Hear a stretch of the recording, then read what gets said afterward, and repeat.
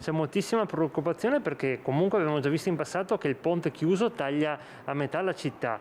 E quindi con delle ripercussioni economiche molto gravi su chi insiste sui due lati del ponte, considerando poi che arriva nel pieno di un periodo di chiusura, quindi con altre ristrettezze economiche, diciamo che la situazione preoccupa moltissimo. Martedì 5 gennaio, tra poche ore, quindi è previsto un incontro in comune. Finalmente, anche se decisamente troppo tardi, la sindaca Pavan via web incontrerà i diretti interessati alla chiusura e si spera darà le tanto attese delucidazioni sui lavori di pavimentazione del Monumento Nazionale. Noi siamo stati invitati come associazione di categoria per capire se è possibile tenere aperto il ponte, come saranno strutturati i lavori o più o meno quando saranno le date precise.